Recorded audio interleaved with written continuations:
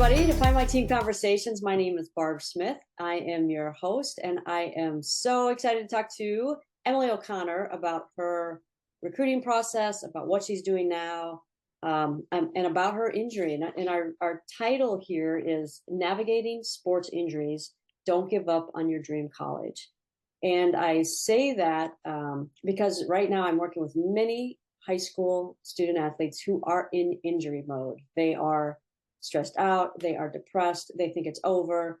It takes a toll. So I'm really excited to introduce you to Emily O'Connor, who has lived this experience and obviously came out on the other end, and is doing great things right now. So and was able to finish her college career, get the college roster spots, and enjoyed her experience.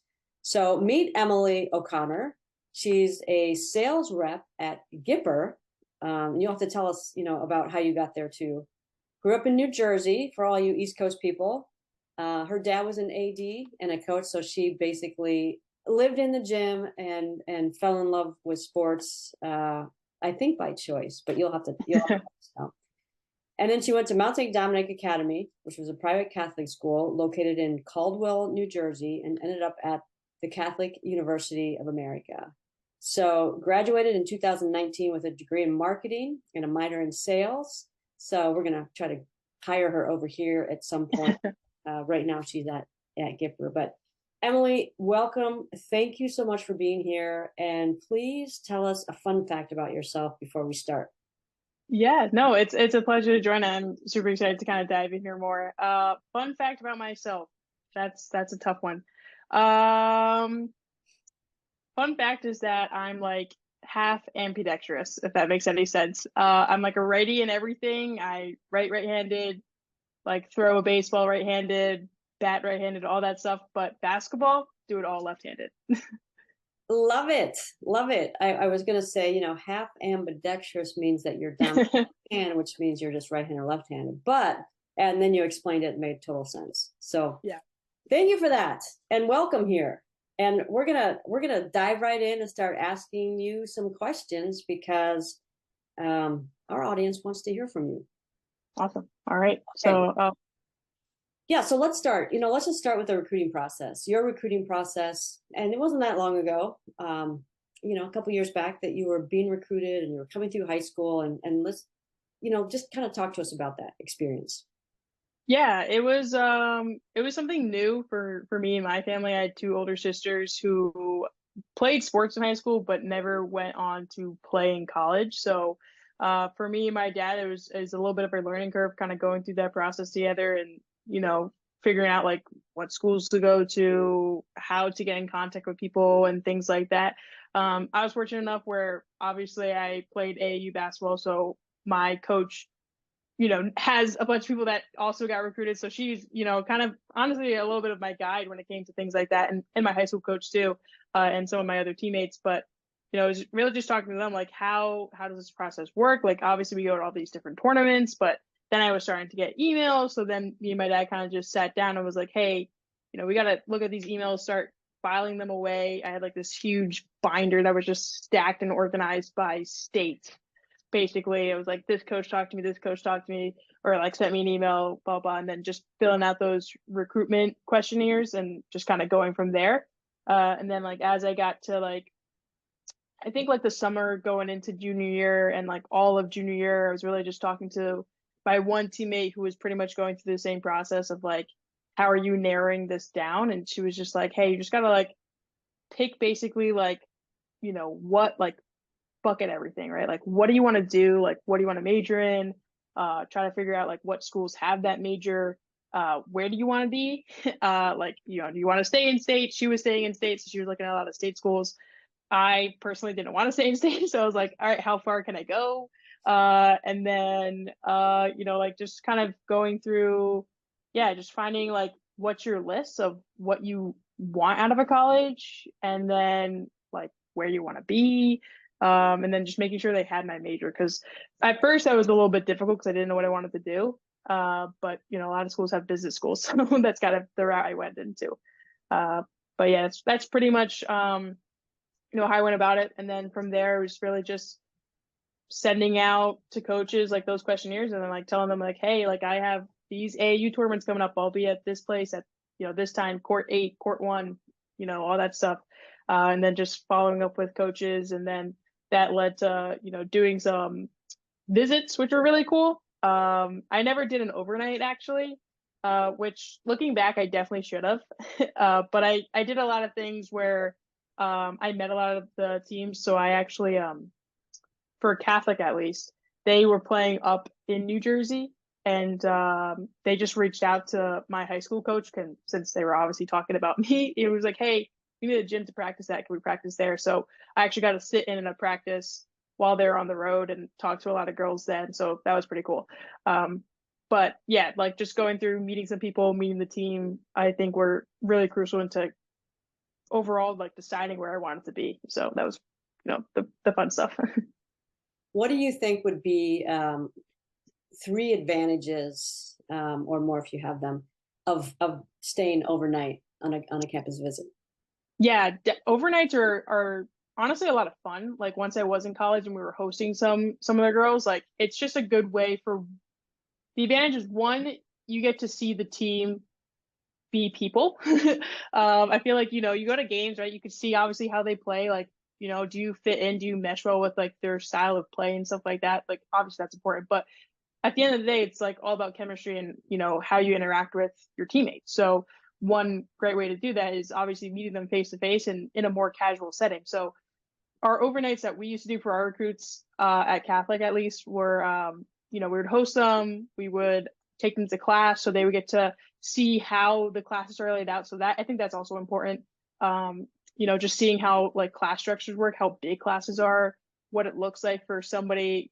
We tried to pair them up with like, what major they were interested in. So you go to business classes, not, a business major shadowing a nursing major. Like that doesn't make any sense. So try to give them like real life experience of like what it would look like if you went here and like what classes you would have to take. So I think just seeing what it looks like on the education side of things, and 2, seeing what it looks like on the social side of things is really important. I got to meet a lot of folks, like talk to them about, why do they choose Catholic? Why do they choose this school? What do you do in your free time? What does it look like to be a college student athlete, and just kind of relate and just like dive in a little bit more into what it takes to, be a college athlete and what it ultimately drove this person to also come to this school. So you kind of can, relate to people, which I think is really important. And then also you're just kind of building that relationship overall. So, I love when recruits say like, hey, we're coming, and I'm like, awesome, amazing. Like we'll see you next year. So it's good. And then once they come onto the team, like you instantly have that connection with them because you met them, the year before as a high schooler. So I think it's a definitely a beneficial thing if you do it. Yeah, I think that's a great answer. The relationships, when you're coming in cold to a team, it's a lot different than when you're coming in with some established, at least baseline relationships with people. I think it helps with the transition coming into college for sure. So yeah. Yeah, it's daunting. I mean, like, you're going to this whole new atmosphere, and most times people move away from home. So, you want to be able to rely on those folks. So if you don't like know them or you're a little hesitant, I mean, like I'm lucky and fortunate and I feel like I could talk to a brick wall if I needed to. But like, like for a lot of folks, it's scary to move away from home. So you want to be able to make sure that your team is there for you, and these are, a nice group of girls that you want to play with and, be friends with and stuff like that. So how did your injury, I said this at the beginning, of this conversation. I'm working with a lot of student athletes, a lot who, and I mean, they start playing so much younger that there are more injuries, I would think, at the high school level and definitely in the college level. They're part of the game.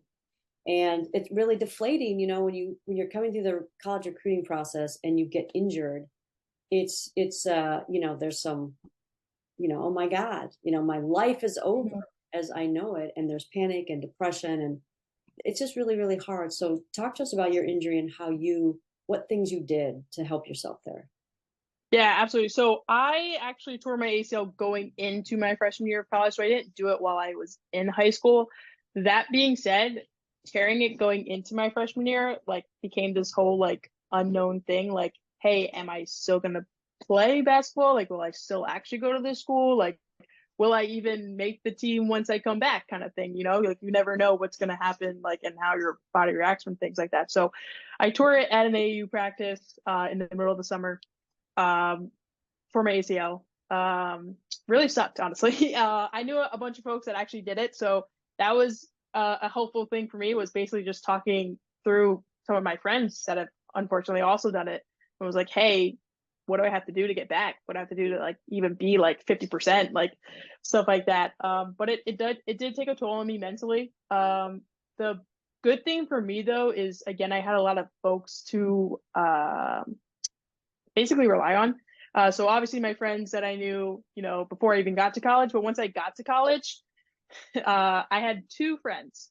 One of them, she tore her ACL. My teammate, she was a year above me.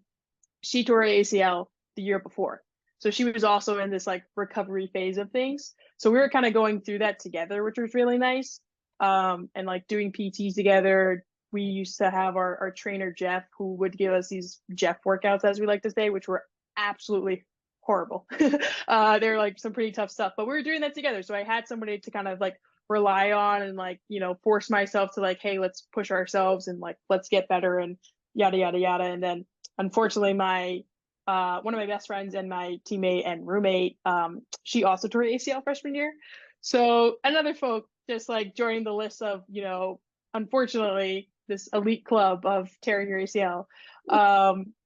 But we all had each other to kind of rely on each other and talk to each other, which definitely helped like mentally, like, hey, I'm not going through this alone. And to have those resources. And I had my coach who had my back all the time. I had my trainers who had my back all the time. So all that really helped me stay positive through all of it.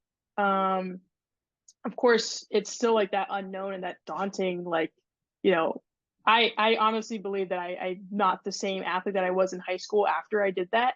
Like I definitely lost a step. So that was a little bit challenging, like coming back into it. Like, will I ever, play the same way? Will I ever not be afraid anymore? Like there was this whole like mental thing that I never had to battle before. Like I've had injuries. I've sprained my ankle a billion times. I had knee problems growing up. So like, you've had injuries, but like something so detrimental like that is definitely it's a lot harder. And yeah, I would just say like have some people in your corner is like the biggest thing, the biggest advantage you could have. And like, you know, because I had so many people in my corner, I was very uplifted about it. So like, I pushed myself. I knew what I had to do. Like they were going through the same process, right? We can work together, right? And my coaches and my trainers had all the faith in me. So that really just, boost your ego. So yeah, it sucks, but there's so many people that also come back from it. So it's not like you have to think it's not the end of the world. Like, yeah, it sucks, right? But coaches know that this happens, right? Like a lot of ACL injuries too are girls. Like I think it's like 80% of ACLs are girls in high school athletics. So like they understand what you're going through. As long as you be transparent with them, I think they'll be transparent with you. So I don't think it's something that you should really hang your head on too long. Just look ahead, find out what the recovery process looks like, and then just work day in and day out to get better. So I hope that kind of answers the question there. Yeah, you hit on something really important. Well, you hit on several important things. But the whole like the support group Mm-hmm.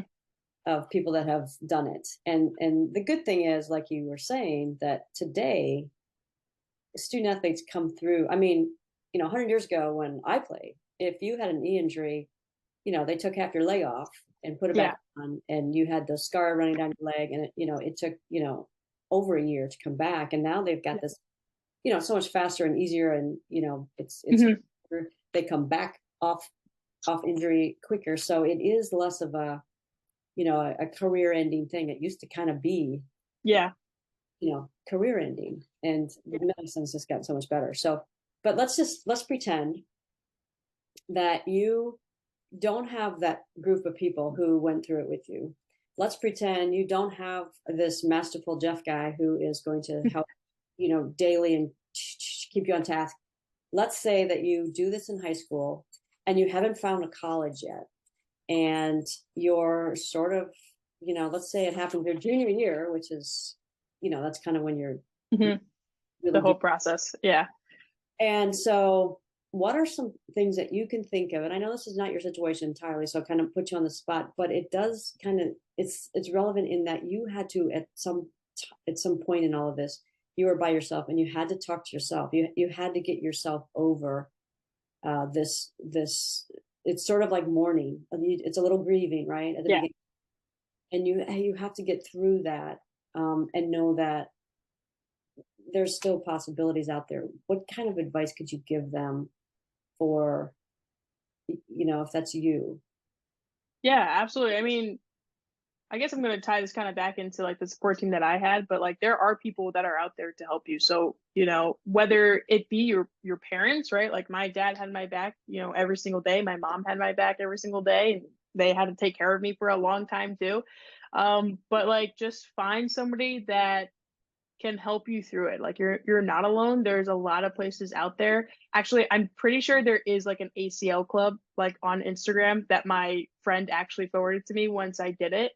So there are a lot of people that you could talk to about this. So it's, don't feel like you're all alone about it. But again, take it one step at a time. There is, at least for my doctor, he gave me like a whole plan. Like at this point, you're going to be here. At this point, you're going to be here. At 2 months, you're going to start running again. At 3 months, you're going to start heavy lifting again, like stuff like that. So you have to break it down. Like, yes, it sucks overall, and there is a process it's going to take. And nowadays, yes, it is quicker, but I would say my recommendation is find somebody to always rely on, and two, take it step by step. So you don't need to be lifting and squatting like 250 by tomorrow after your surgery, right? Tomorrow, just try to flex your quad.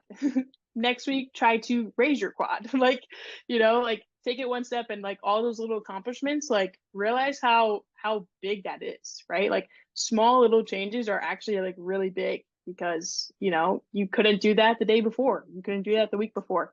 And it's the same thing with like how you learn anything, right? Like you just take it day by day. You didn't know how to walk when you were born, but like one day you did, and then the next day, 2 years down the road, like you're running and stuff like that. So you kind of have to take in that same process, right? Like it's not super detrimental. Break it down into small victories, celebrate those small victories in a big way, and celebrate them with the people that are there to support you.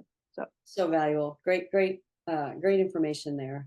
And let me just ask you, did you like have any like affirmations that you would have to tell yourself um daily or weekly, or oh yeah, it's a reminder, remember I'm reaching this level, or anything that helped you just mentally outside of the people that were supporting you? Mm-hmm. Yeah, so I actually was unfortunate enough to tear my ACL twice.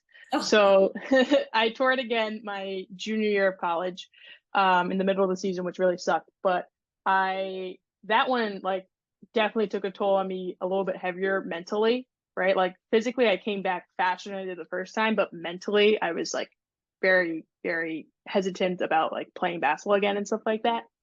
That being said, when I did come back, I obviously was like reminding myself, like, one, I did this before. So obviously I know where I have to be. So that helped me, get back physically faster, because I was like, hey, at the first time 2 months I was here, but now I'm at the 3 month spot, at the 2 month spot, like, things like that. But one thing that I had, like a little mantra that I had, was like hard work pays off. And, I did it once, right? All that hard work, it pays off, right? Yeah, it took a step back. I did it again. But, if I put in all this work, like I can get back, and I can be the player that I once was. So on my shoes, I wrote HWPO.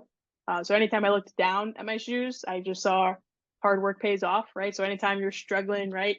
You're doing a leg press, right? You can see your feet. And I would just look, I was like, all right, you just gotta grind out like a couple more reps, or you just gotta take a couple more steps, right? Like all that stuff, like whenever you were hanging your head, I would just see that. So that would just help me be like, all right, I can do this again. So I'm so glad I asked that question. I love that answer. I think that can be very valuable in helping some people. Just it's hard, and yeah. I've not had one, but I've coached many and have seen that, and it's not an easy thing to come through, but as you said, it makes you stronger, and you're able to continue, and probably has helped you later in life as well, just having gone through that I shouldn't say little, but that struggle. Yeah, no, absolutely. I think you have to remind yourself of the small victories, right? Like it's not put everything into smaller sizes. So when you accomplish it, it's a big win, right? Like you only have a mile is only so much, but break it out into smaller pieces. It's just four laps around the track. So, things like that. Sure, sure. What do you think your parents, what's the role of the parent? Um, obviously they are supportive, but are there things that your parents really did that really, really helped? And is there anything that they did that you're like, please don't do that? Um, Looking back on it, honestly, my parents were pretty much just like kicked me right out of the nest when I went to college, right? So they were with me when I first got out, obviously like tending to my every need, being my little nurse and like getting me a cup of water when I needed it. So that was really nice. But I did also have this was the one thing that I always really like hate about my dad about it because he would be like, "Oh, you got to do your thing." I had one of those machines that you basically sit in, and you're supposed to sit in like 6 to 8 hours a day, and it basically just bends your knee for you so that you don't have like a scar tissue buildup. And he was like, "Emily, like, why are you just sitting there? He's like, go sit in your machine." I was like, "Relax, I will sit in my machine. I have to sit in it 6 hours a day. Like, I'll get to it. It's only I just woke up." Like, stuff like that. So he was kind of on top of me at least at first. And that being said, once I went to college, they pretty much just like, all right, like they're gonna have to take care of you. But my dad was also one to make sure that I was like taken care of. Like he made me check in with the trainers and check in with my coaches and do this stuff and blah blah blah. And then once he knew that like I was like set up for success, he was like, all right, bye, see you later. Like, and then like completely abandoned me. I was like, where are you now? So it was like complete opposites for me when it came to that. But I don't think I really had a bad experience with them. Like they were that really there to help me. And then obviously I would like check in with my parents all the time, which was nice. So that is what I will say is like a plus, right? Like he did just like drop me off at college and leave me alone. But we did have some like check-in calls where I definitely liked because, he still does care, even though he just dropped me off at college. So So how did your college career end? And I'm sort of envisioning a lot of rehab time in yeah. and away from practice from your freshman year on. It sounds like that you never really Yeah. left that whole side rehab thing. So how was Yeah. that? And then how did it end? Yeah. So I was in the training room quite a lot, and I will say I absolutely love the trainers at my school because I spent so much time with them. All freshman year, I was all in rehab mode, so I never made it back in time for that season. Um, so did a lot of rehabbing either before, after, or during practice. At Catholic, we were lucky enough we have a track above the gym, so I could just do laps and do my rehab up there while like everything else was happening down below. So I did that quite a bit. Sophomore year, pretty much started to get more comfortable, got a pretty decent amount of playing time, especially towards the end of the season. So that was like a big win for me. And then junior year, came in, started getting some like decent minutes, which was really nice, starting to like mesh well with a lot of other girls and really starting to feel at that point I felt like really confident, right? Like felt like I was getting like in like really good shape, kind of how I was like pre doing it the first time and stuff like that. And then I tore it again, unfortunately. So mentally that really sucked. Physically, obviously that sucked. But and I told myself because my one friend, she did it twice. And I was like, I told myself, I was like, if I do it twice, I'm gonna be like my friend Chloe and just not come back. Like that's what I said after the first one. I did it and I was like, well, like, like I really like basketball and I only have one more year left. So might as well just do it. So again, like mentally, like what you have to do. So obviously I was pushing myself a lot harder and a lot quicker. Did So I did you make it back. I'm sorry. Did you have the opportunity to stay another year, a fifth year? I did have the option. I didn't take it to be honest. Okay. I thought about it honestly, but I didn't do a fifth year. So my senior year, I was like, hey, it's just my final year. Like, just have to finish my degree, all that stuff. Like, I'm gonna play basketball. Like, I just have one more year. Like, there's nothing for me to lose at this point. Like, if I play, that's great. If I don't, I really just love being on this team at that point. And that kind of goes back to like the whole like chemistry thing of like figuring out like who's on your team. Like I would like live and die for my teammates. Like they were some of the best people and I wouldn't want to like not be around them so much. Like even when I was injured, so obviously I was doing a lot of rehab, but when I did do it my junior year, I kind of took more of this like coaching role, which kind of made me like fall in love with like coaching a little bit and kind of miss it honestly now. I haven't had a coaching role in a while, but I took more of this coaching role to help out like my assistants and stuff like that. And like you just see the game in like a whole different way, which I never actually really I was like, wow, everything that my coach says really does make sense now. So things like that. So yeah, I was doing a lot of rehab, but I was also just doing a lot of just like, hey, let me just help my team in a new way. Um, and just like working through that, which made me really appreciate my teammates a lot more, made me appreciate my coaches a lot more. And then again, just like when I came back, I was like, hey, no matter what happens, like if I play, that's awesome. If I don't, I'm still going to be able to like coach up my team and be there for them and just hang out with them. So that was also a plus. Yeah, you just brought up another thing that just popped into my head from experience and from and working right now with some players who are injured. Um, when when you're in practice and you're on the, let's use the court because we're talking basketball, but on the field, on the rink, whatever, and you're in the everyday thing. It's easier than when you're over here sitting on the sideline, and Yeah, it's harder to stay, invested, motivated. motivated. Great word. And you might be working with somebody, or you might be just sitting over there supposed to do these exercises, do these exercises. How did that feel for you? And you sort of maybe answered it, what you did about it, but let me just hear your thoughts about that. You mean like sitting on and doing the whole like rehab from the sidelines and being sidelined?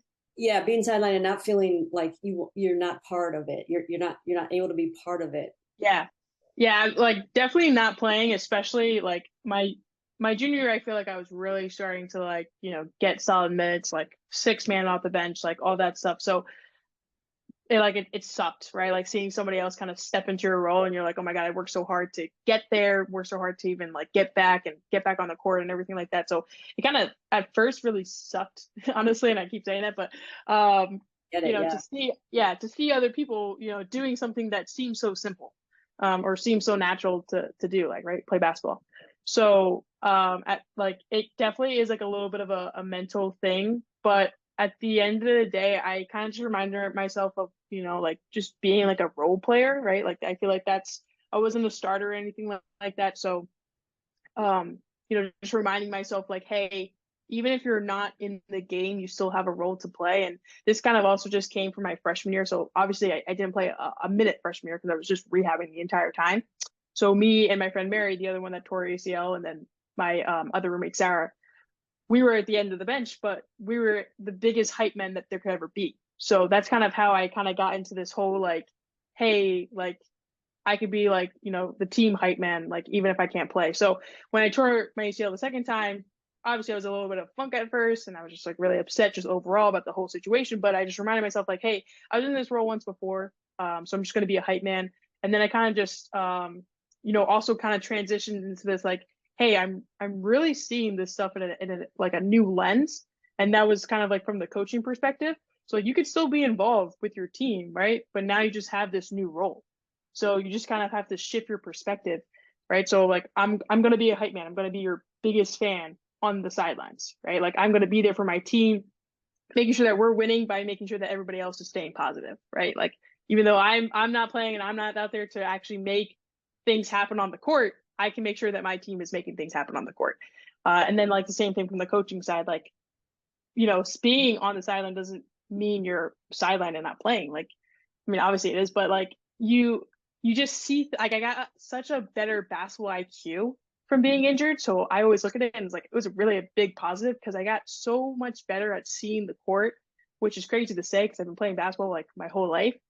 But like being sideline allows you to see and like it's basically like just watching film in real time. Like, I can literally just go to my team and be like, hey, you totally just did this and like you should do this. Like stuff like that. So I just shifted into a new role and then I think that's important. Like just don't give up on, what you're trying to accomplish, right? Like, yes, you're trying to play basketball, win games, play basketball at the next level, things like that. But at the end of the day, like you're a team that does things together in general. So how are you going to contribute to that team? Such a great outlook. That's a great attitude to have. And I'm sure you didn't like stand right back up after you tore your knee and got there to that place, but to arrive there and have that understanding, I think is crucial. Yeah. So, so take yourself back when you were cleared. Let's say you're cleared the second time, you got this 1 year left, or maybe it happened twice. I don't know. You tell me. But this confidence about being on that leg again and being cleared, being on that knee. Oh my God, is it strong enough? Should I jump on one, take off on one leg, and Yeah. all those things that I've seen players go through. Did you go through that, and how did you make the adjustment there? Yeah, so mentally, I was the first time I did it, it didn't actually hurt. I just heard a pop and like sat down in the court, and my coach was like, "What you doing?" And like was like, I don't think that's good." So it didn't hurt at all. So like coming back, I wasn't really like hesitant about it. Like obviously, I was like, it still feels a little funky to do that or shift this way or pivot that way. So when I got cleared, it was during the spring season, so we were just playing pickup. So I just hopped into a pickup game, played as long as I could play because obviously I got winded super fast. And then I would just like, take a seat when I needed to take a seat. And my team again was there to support me. So that was fine. The second time when I did it, I thought somebody like shot me in the leg. So coming back, I was like super, super hesitant about jump stopping because that's how it happened. So like I was like, I can't dribble to this side of the court and I can't jump stop over there. Like I was like, I can't do it. And then playing again in that same gym where I did it, I was like, oh my God, like so much like PTSD about it. And so it was really difficult to overcome that. But I will say again, having other folks that did it was really reassuring to me. At that point, obviously I had my former teammates who did it, my freshman year, but there was also a couple other athletes that I was friends with that also tore their ACLs that year. So we are all going to rehab again together.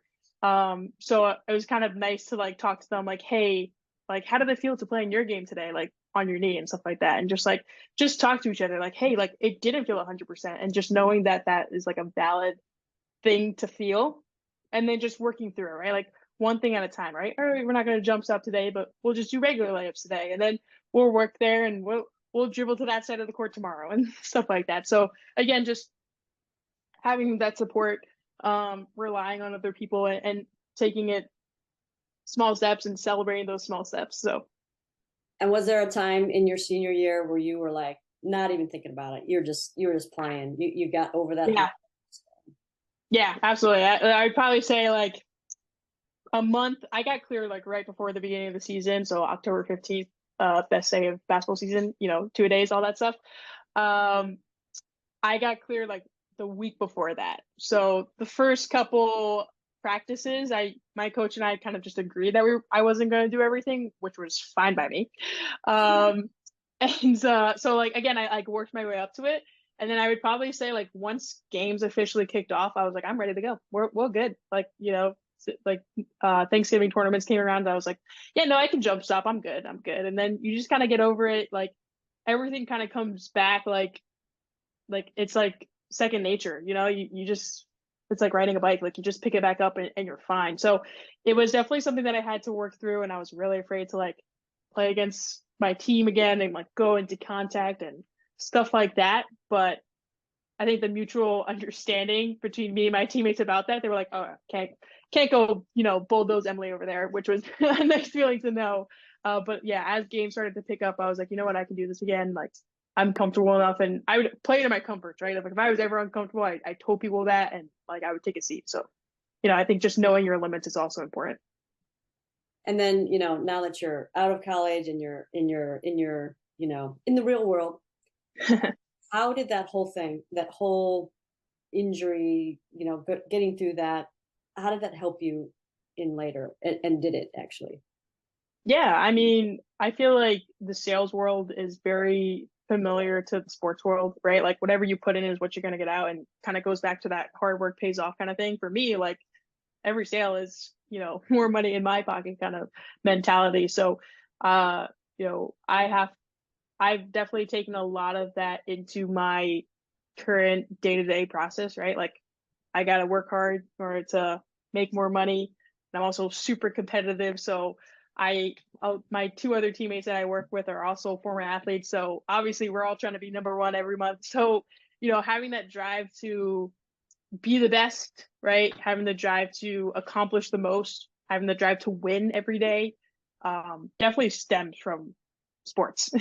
And then obviously, you have highs and lows. Right now, we're going through like a huge seasonality, right? You're in the middle of school years. I'm selling to ADs and coaches. There's like no budget left at this point in the school year, stuff like that. So you're like, hey, this is, that part of the season where, I'm down, right? Like I have an injury or something's happening and it's not always going my way. So how are you going to like work through that whole process? And you just got to remember small steps, small accomplishments, take it day by day, week by week. We'll get to the end of the month and we'll end up where we need to end up. So just kind of, working through that, trying to remind myself, trying to stay in that mentality, like, hey, you do have to work hard.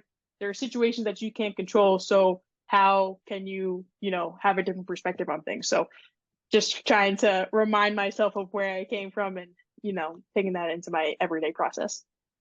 You still have WHPO on your shoe. Come on, give it up. I don't. They're actually still on my basketball shoes I still have. So whenever I am in the gym, they are there. I won't say I write them on every single pair of shoes. I actually can't see it actually, but I have a huge shoe rack over here. It's probably like 40 shoes deep. So I can't write it on every single one. 40 shoes deep and all basketball shoes? No, it's like a combination of like, like there's some basketball shoes, some like regular like Air Forces, Blazers. Oh, I gotcha.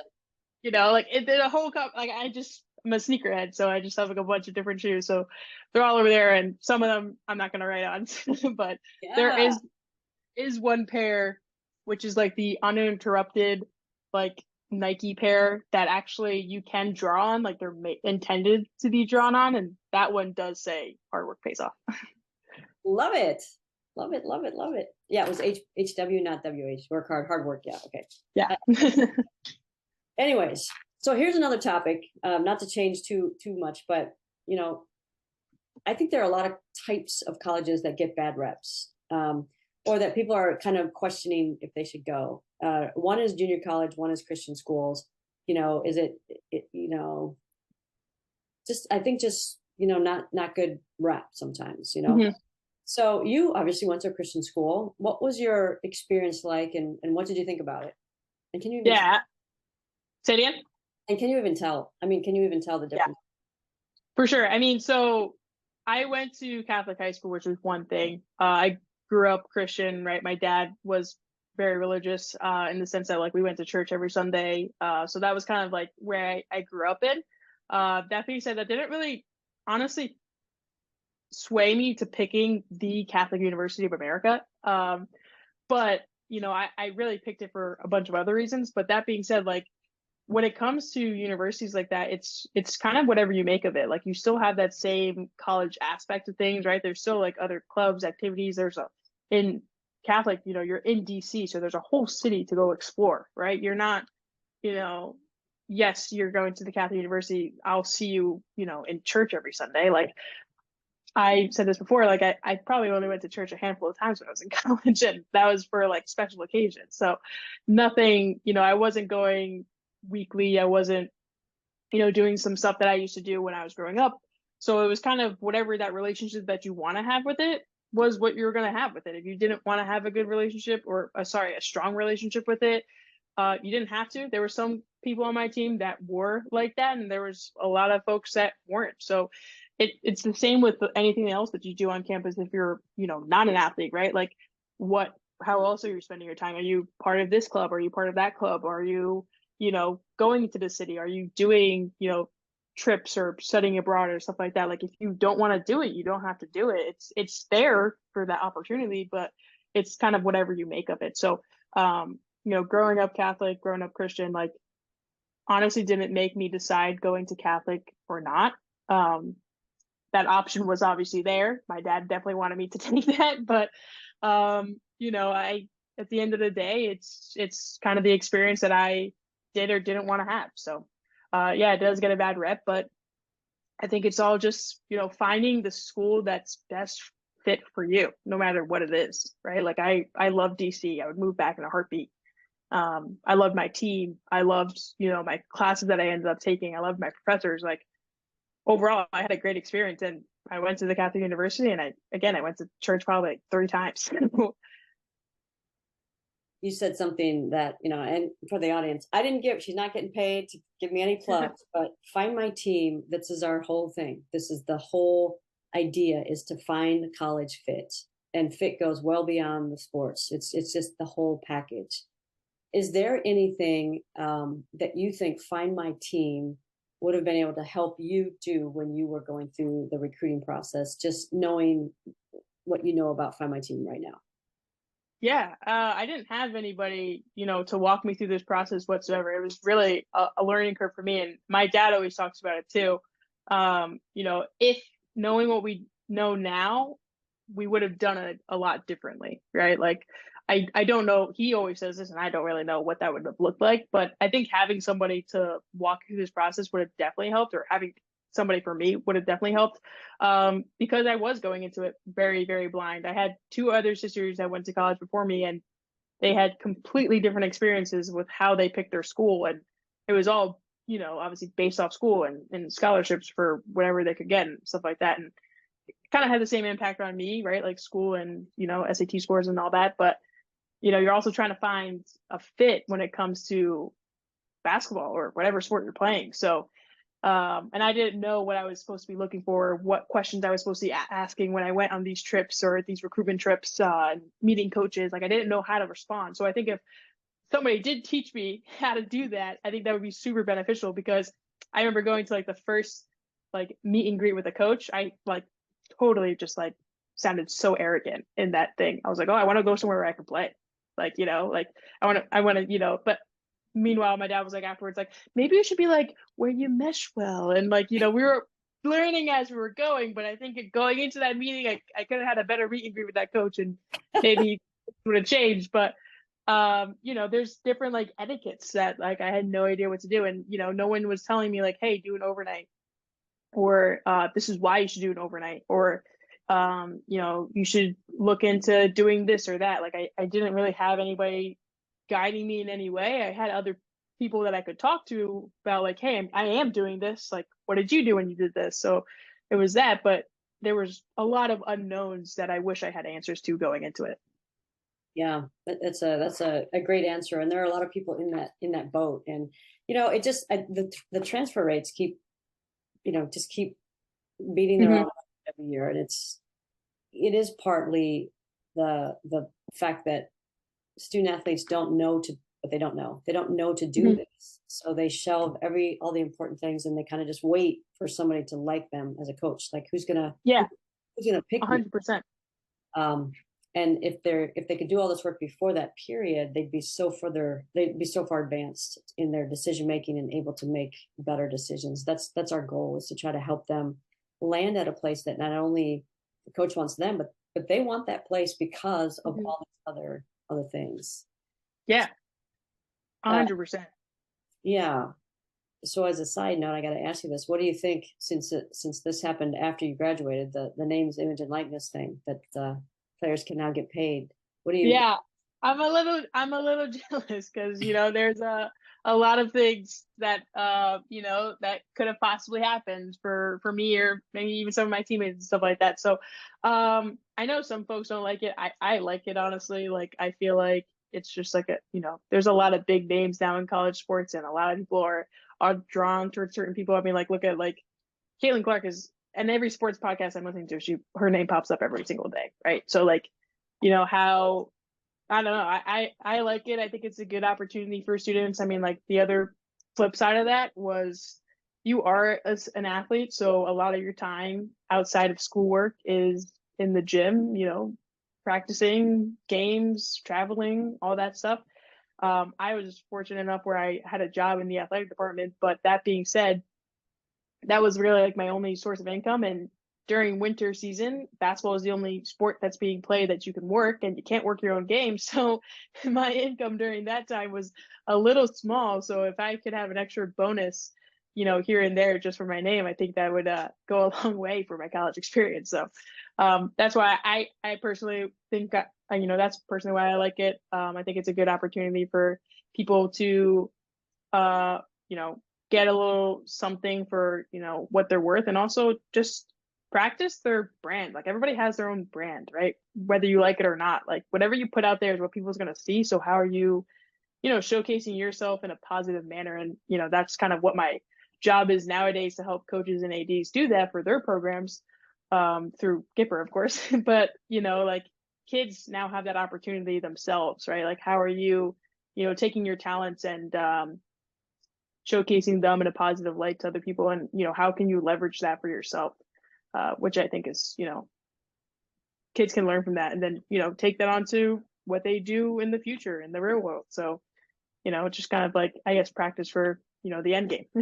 Yeah, no, that's great, and I'm glad you brought that up because I'll put in here how we can find you because being a brand expert, um, all of these young athletes are on some sort of social media. And do you have any tips for them, branding tips for them in high school? Because you really do want to be careful of what you're putting Mhm. out because college coaches are going to see it all. Yeah. So do you have any tips on how to brand yourself with social media at a young age? Yeah, I mean, first off, don't post anything dumb is really it. Like if you post something like, 5 years down the road, like, will this be embarrassing or not, is one good thing to ask yourself.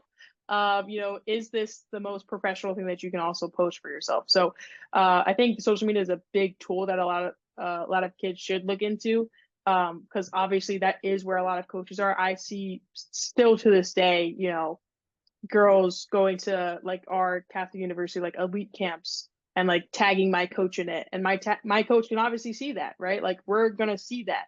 One, it kind of just shows you're engaging with us, right? You liked us, right? You want to kind of build this relationship, and you can do that on social media, right? So if that's the case and you're going to tag our coach, you better be sure you're not posting anything inappropriately on your social media, because that is one quick way to stop getting recruited. First off, um, and two, you can definitely leverage that, like be professional about it, like put your best foot forward. I mean, like again, you're trying to represent yourself, so don't put yourself in a bad light. Make sure that you are um you know being professional. Everything kind of looks nice. And then if you're trying to do anything with like NILs, like I ran a basketball camp when I was in college, right? So like how was I promoting that? Like, like how could I do stuff like that? So you don't want to put out a crappy image of anything, right? You want to make sure that people are kind of seeing that in a good light, and going that route with when it comes to branding, and making sure that you have this image like, hey, like I'm a good kid, like I can do good things, like this is where I'm at, and like spread that awareness about yourself. So Sure, sure. So if anybody had questions about that kind of thing, and they were just, they were high school parents or coaches or athletes, and wanted to get in touch with you, number one, would that be okay? And number two, how could they reach out to you? yeah, absolutely. I am on LinkedIn, which I feel like a lot of high schoolers are not on, but I am there, so you can always message me there. But I also have some uh other accounts for Gipper, so you guys can also follow me there on Twitter and Instagram. It's Emily from Gipper, so at Emily from Gipper. So you can communicate with me there, and then they can always reach out to me via email as well. I don't know if you want, like, I can say it here, but do you want me I'll to put it. just? It's in the chat. I mean, Okay, it's in the bio there below. yeah, people just shoot me an Below. email. I don't always check my email very often for my personal email, but I promise if you put in big cap letters what the message is, I'll be happy to respond as well. Excellent, excellent. All right, last question. Maybe the most important question. What is your go-to meal before competition?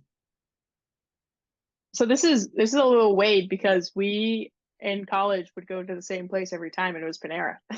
Our Oh, coach really? wanted to make our coach wanted to make sure we had a good meal before a game, so he would always take us to Panera, and I would always get to pick two, either a salad and a sandwich or a soup and a sandwich before my game. So that was what I did a lot of times before the game. I'm also big on just like a body armor and a granola bar or a bagel. So if we're on the road, it was Panera. If we're at a home game, it's a body armor and a bagel probably. So All right, and then what's after the meal? After the game, I mean, after the competition. after the game, it depends. Did my mom come to the game, and are we having a tailgate? Because if so, it's her dumplings. Nice. I think we need to share this information. Maybe put that healthy recipe. Maybe we'll take that up. That Yeah. for sure. Well, No, listen, it's a good meal.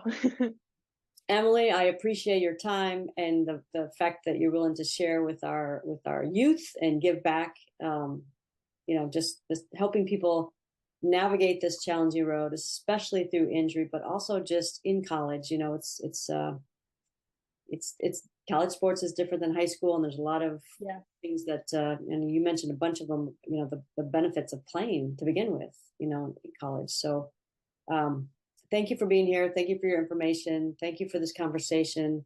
And thanks to all of our listeners. We appreciate you. And you'll see this up on YouTube with all the rest of the Find My Team conversations. Well, thanks for having me. It was a pleasure.